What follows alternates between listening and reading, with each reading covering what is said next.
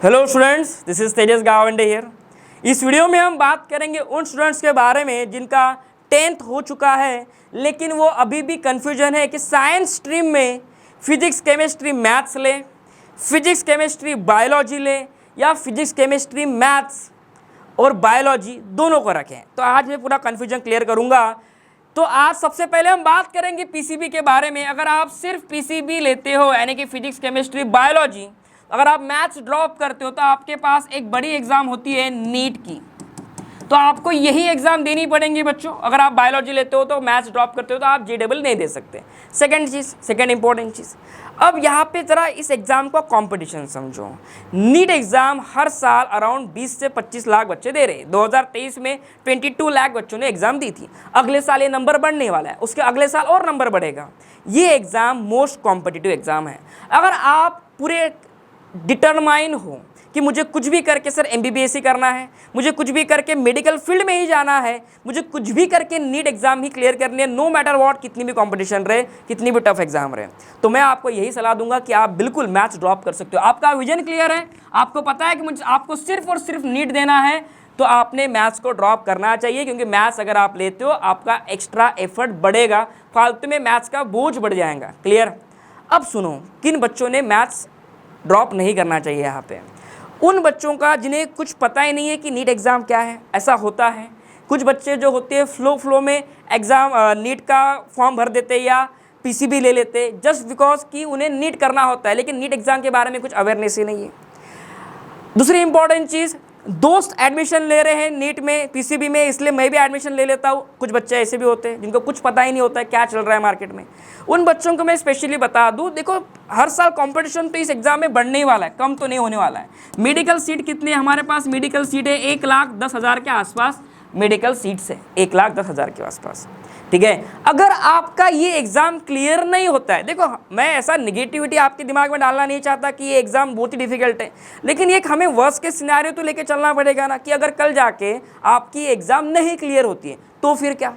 अगर आप रेडी हो, अगर आपका नीट क्लियर नहीं होता है और आप रेडी हो फार्मेसी में एडमिशन लेने के लिए, बी फार्मेसी में एडमिशन लेने के लिए, अगर आप रेडी हो बीएससी के कोर्सेज करने के लिए, अगर आप रेडी हो पैरामेडिकल कोर्सेज करने के लिए, अगर आप ये 3 ऑप्शंस को लेके चल सकते हो, कल जाके अगर आपका नीट क्लियर नहीं होता है तो मैं कहूँगा आपने बिल्कुल मैथ्स ड्रॉप करना चाहिए। लेकिन कल जाके अगर आपकी नीट एग्जाम क्लियर नहीं होती है, आपका एमबीबीएस में सिलेक्शन नहीं होता है, आपका बीएमएस में सिलेक्शन नहीं होता है या बीडीएस में सिलेक्शन नहीं होता है और आप ये 3 कोर्सेज में से एक भी कोर्सेज करने को रेडी नहीं हो, तो मुझे ऐसा लगता है कि आपने मैथ्स ड्रॉप नहीं करना चाहिए। मैथ्स आपको, अगर नीट आपकी क्लियर नहीं होती है तो मैथमेटिक्स आपको बचा लेगा। कैसे बचा लेगा? एमएसटी सीईटी के एग्जाम या जेडब्ल्यू के एग्जाम के थ्रू आपको कोई ना कोई इंजीनियरिंग के कॉलेज में तो एडमिशन मिल ही जाएगी। इससे आपका जो ग्रेजुएशन है वो इंजीनियरिंग में हो जाएगा, जो कि एक मुझे सिक्योर्ड साइड लगती है।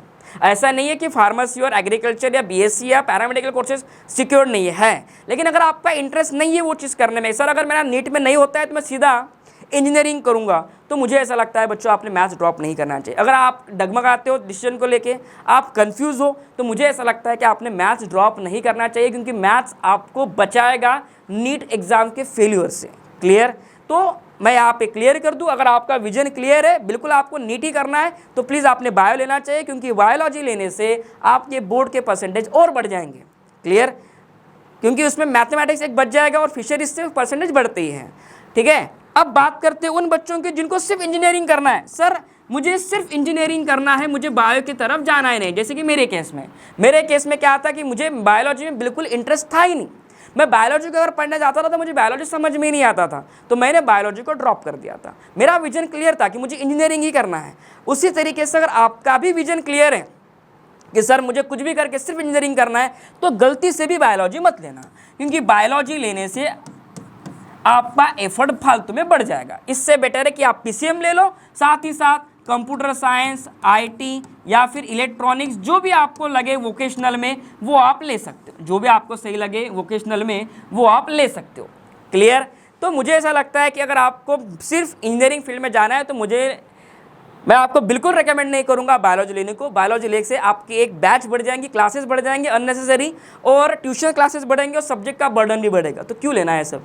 सिर्फ मैं रिकमेंड करूंगा मैथ्स उन बच्चों को लेने के लिए जो नीट के एग्जाम दे रहे हैं, उनको कन्फ्यूजन है। मैं उनको सलाह दूंगा कि आप प्लीज़ मैथ्स रखिए बायोलॉजी के साथ। लेकिन अगर आप क्लियर हो, पीसीएम अगर ले रहे हो, तो बायोलॉजी लेने की ज़रूरत नहीं है। हाँ, यहाँ पे कुछ स्टूडेंट ऐसे भी हो सकते हैं जिनको सर मुझे दोनों फील्ड में जाना है, मुझे दोनों एग्जाम में देने हैं, तो फिर उन बच्चों के लिए ऑप्शन एक ही बचता है कि आपको दोनों सब्जेक्ट लेना पड़ेगा बेटा, मैथ्स भी लेना पड़ेगा और साथ में बायोलॉजी भी रखना पड़ेगा।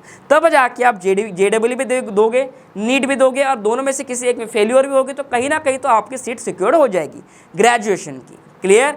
तो मेरा रिकमेंडेशंस तो ये था, बाकी डिसीजन आप पे मैं रखता हूँ। अगर आपको कुछ भी कन्फ्यूजन है तो आप मुझे कमेंट सेक्शन में बताइए कि सर मुझे क्या कन्फ्यूजन है। साथ ही साथ आप कौन से सिटी से बिलोंग करते हो, कौन से डिस्ट्रिक्ट से बिलोंग करते हो, प्लीज़ मुझे वो भी कमेंट सेक्शन में बताइए। Thank you so much everyone.